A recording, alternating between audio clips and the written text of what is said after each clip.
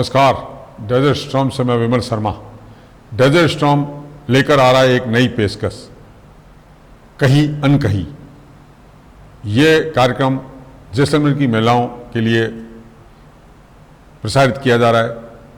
इस कार्यक्रम में महिलाओं द्वारा कहीं अनकहीं के माध्यम से अपनी बात महिलाओं के सशक्तिकरण के लिए अपनी बात रखेंगी, अपने जीवन की अनछुए पहलुओं को चर्चा करेगी। इनसे चर्चा करेगी हमारी एंकर योगिता सोनी, और हर रविवार को ये दोपहर 2:30 बजे के लगभग प्रसारित किया जाएगा। इसे देखना ना भूलें, ज़रूर देखें।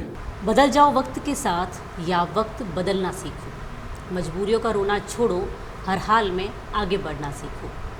परेशानियां तो जीवन में आती ही रहती हैं, पर उन परेशानियों के समय में अपने आत्मविश्वास के साथ खुद को स्थिर बनाए रखना और उन मुसीबतों से आगे बढ़ना ही जीवन का नाम है। नमस्कार, मैं हूँ योगिता सोनी और आप देख रहे हैं कहीं अनकहीं।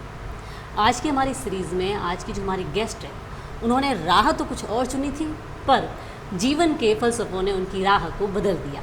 आइए जानते हैं कि उन्होंने ऐसा क्यों किया और कैसे हुआ। आइए मिलते हैं शालिनी महेचा से। नमस्कार शालिनी। नमस्ते मैम। आपका बहुत बहुत स्वागत है डेजर्ट स्टॉर्म न्यूज़ में। Thank you ma'am. जी, आप अभी क्या करती हैं? मैं अभी टीचर हूँ, मॉन्टेसरी स्कूल में पढ़ाती हूँ और साथ में अपना कोचिंग चलाती हूँ। जी, ये तो आपकी राह नहीं थी, आपने ऐसा सोचा नहीं था कि मुझे टीचर बनना है? मैंने सोचा तो डॉक्टर बनने का था। मेरी मम्मी का सपना शुरू से रहा है कि आप डॉक्टर बनोगे आगे जाकर, पर टाइम कुछ ऐसा होता है कि मैंने तैयारी भी की 2 साल जोधपुर जाकर, पर मैं सेलेक्ट नहीं हो पाई। MBBS मुझे नहीं मिला।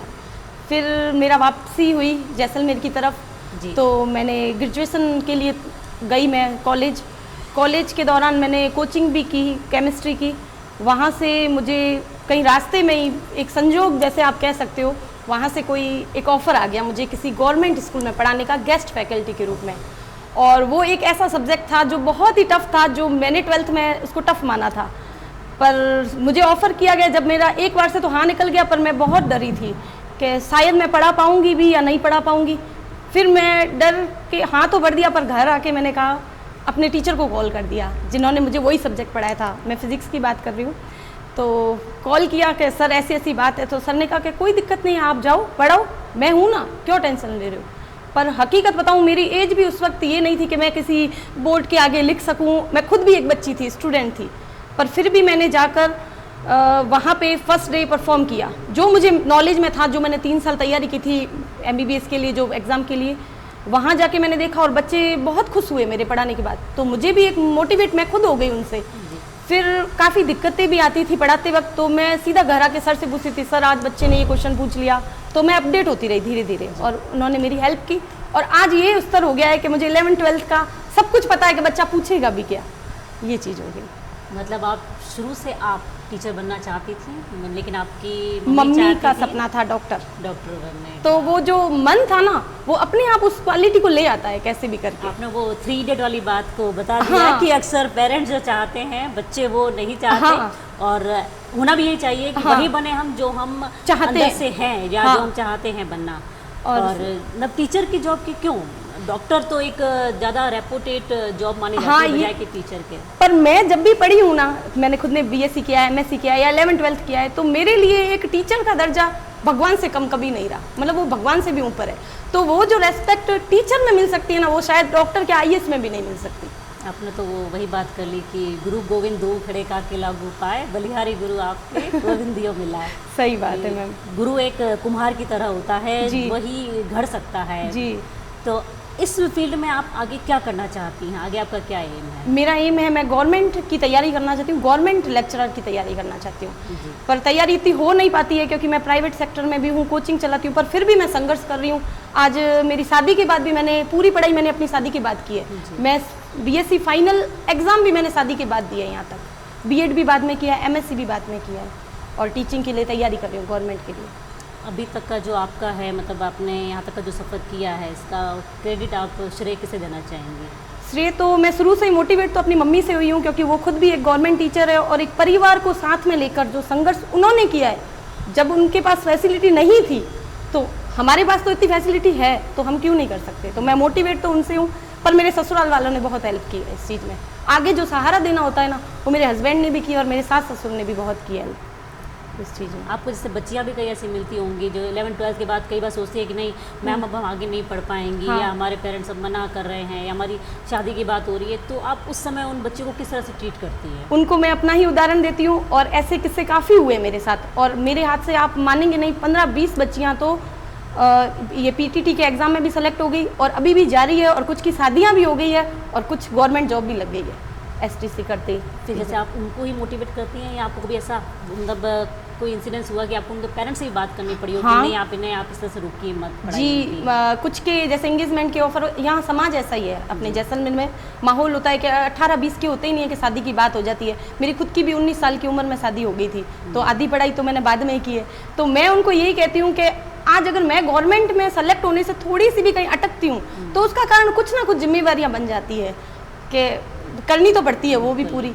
तो थोड़े से इनको ख्वाब पूरे करने दो, फिर आप शादी कर लीजिए, पर इनको पहले इनके ख्वाब पूरे होने सही दीजिए। बात। पर पेरेंट्स के भी तो ख्वाब होते हैं। वो भी सही है, वो भी अपनी जगह गलत नहीं है, लेकिन मैं चाहती हूँ अगर कोई बच्ची पढ़ रही है और वो अपने सक्सेस को प्राप्त कर लेगी तो थोड़े दिन ठहर जाइए ना, तो फिर वो आत्मनिर्भर होना लड़की का बहुत ज़रूरी है, ये चीज़ ज़रूरी है। तो मैंने तो आप कभी आप मेरी कोचिंग की तरफ आना, आगे फर्स्ट मेरी कोई कोचिंग का नाम भी नहीं है, बेटी संग शिक्षा। जैसलमेर में क्या रूल होता है, लड़के का नाम संग लड़की का, संग ठीक है। लड़की का। आप मेरी कोचिंग में आना, ना मेरा कोई नाम है, ना मेरा कोई पैम्पलेट है, ना मेरी कोचिंग का सेंटर का कोई एडवर्टाइजमेंट है, सिर्फ यही है, बेटियों के लिए शिक्षा, बेटी संग शिक्षा।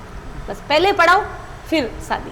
बिल्कुल, मतलब आप बेटियों के लिए एक मशाल लेके आगे चल रही जी। हैं उनकी पढ़ाई के लिए। जी। बहुत बढ़िया।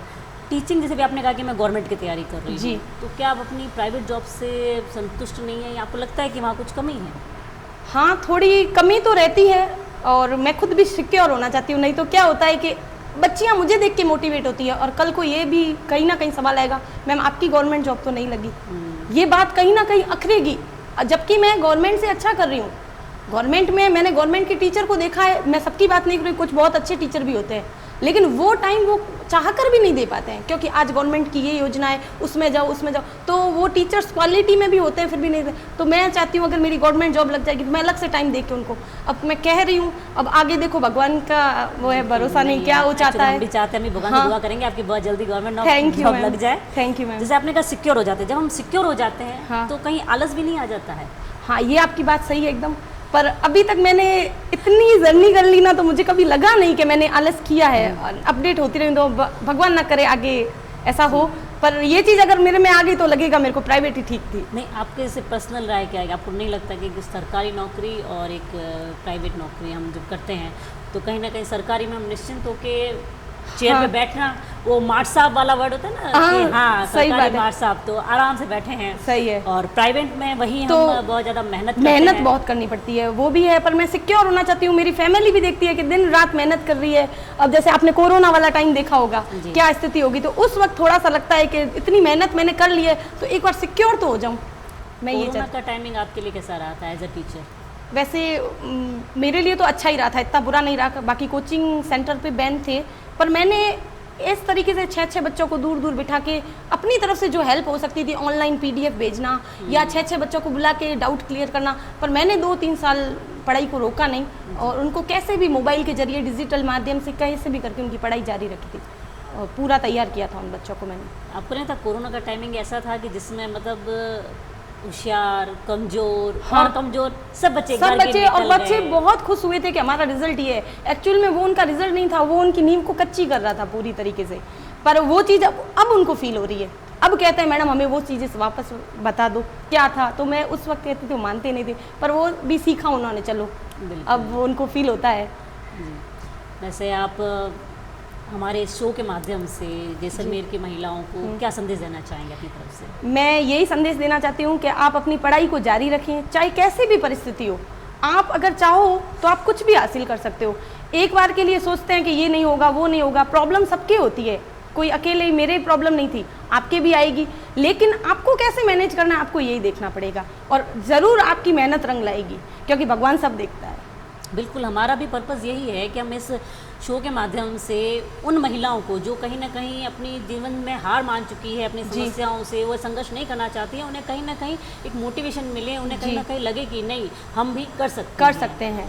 और जिम्मेवारियां घर की सबको निभानी पड़ती है, उनको भी देखिए और अब आत्मनिर्भर बनने की भी कोशिश कीजिए। दोनों चीज़ें जरूरी है। ये नहीं है कि बस आप अपने सपने पूरे कर रहे हैं, जिम्मेवारी को छोड़ रहे हैं, ये भी अच्छी बात नहीं। और जिम्मेवारी को ले रहे हो और सपनों को छोड़ रहे हो तो ये तो आप अपने पेरेंट्स के साथ धोखा कर रहे हो। बैलेंस बनाना बहुत जरूरी है। जी, आपने बहुत ही अच्छी आपसे बात हुई हमारी शालिनी Thank जी, और you, हम ma'am. चाहते हैं कि अगली बार जब आपसे मिलें तो जी. आप सरकारी नौकर के थैंक यू मैम, काश आपकी विश पूरी हो और मैं जल्दी कोशिश करूंगी कि मैं आपकी कामना पूरी करूंगी। थैंक यू मैम, धन्यवाद। Thank you, welcome.